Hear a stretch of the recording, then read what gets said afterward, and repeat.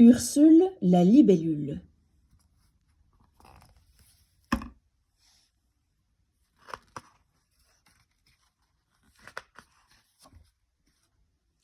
Ursule la libellule habitait seule une petite maison humide au milieu de l'étang.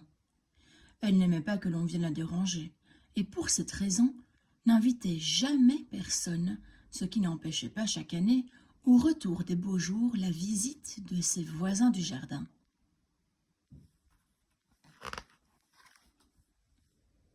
Mireille l'abeille venait butiner les boutons d'or. Léon le bourdon en profitait pour se rafraîchir un peu les ailes. Quant à Barnabé le scarabée, il peignait les nymphéas. Et pendant qu'ils étaient là, Ursule allait de l'un à l'autre pour leur dire de ne pas toucher aux fleurs, de ne pas entrer chez elles les pattes mouillées, et de ne pas tati et de ne pas tata, jusqu'à ce que tout le monde rentre enfin chez soi.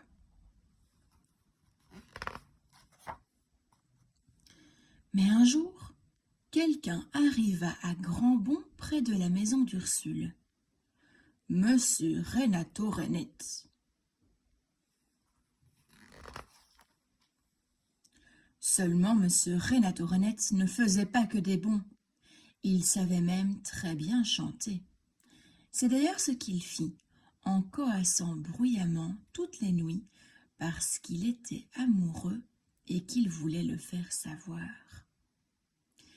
La première à le savoir fut Ursule. Elle ne pouvait plus dormir. « Il me coasse les oreilles, celui-là, qu'il aille faire son boucan ailleurs !» cria-t-elle. « Couac, couac, couac !» C'est tout ce que la grenouille trouva à dire quand Ursule lui demanda de faire moins de bruit. Et comme Renato était 2 fois plus gros que la libellule, et qu'il lui arrivait parfois d'avaler quelques insectes, Ursule n'insista pas de peur d'être mangée à son tour.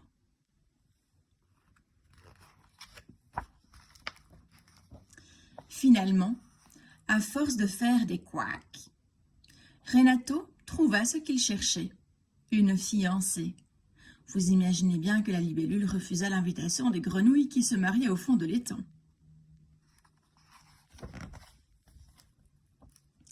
Ils se marièrent donc, et ils eurent beaucoup de têtards. Puis, les jours passèrent tranquillement, et au grand bonheur d'Ursule, on n'entendit plus chanter Renato, trop occupé à nourrir ses enfants.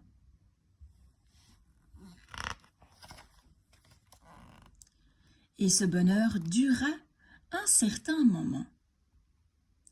En fait, le temps que les têtards grandissent. Alors un matin, une petite grenouille, puis 2, puis 3, et pour finir un tas de petites grenouilles sortirent la tête de l'eau et firent toutes sortes de bonds autour de la maison d'Ursule.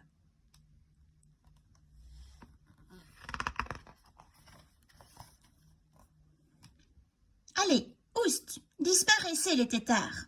s'écria-t-elle furieuse.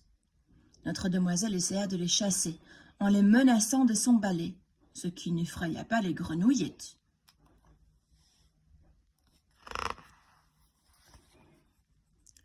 Ursule se réfugia chez elle, ferma les volets et la porte à clé. À son grand malheur, les jours suivants furent comme les précédents, terriblement bruyants. Il lui fallut attendre que les petites grenouilles grandissent. Quand elles furent devenues grandes, on entendit aux 4 coins de l'étang un concert de couacs. Il y eut beaucoup de mariages et de nouveau un nombre incalculable de têtards sortirent de l'eau. La pauvre Ursule connaissait déjà la chanson.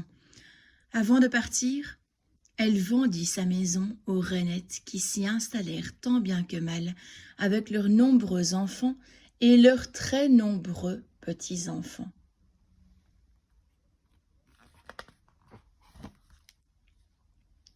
Pour finir, demoiselle Ursule trouva une autre mare, où poussaient des nénuphars. Mais vivre seule ne l'enchantait plus vraiment.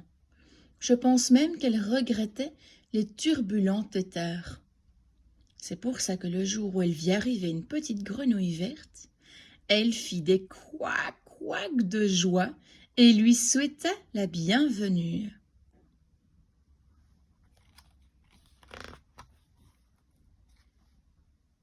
Et voilà.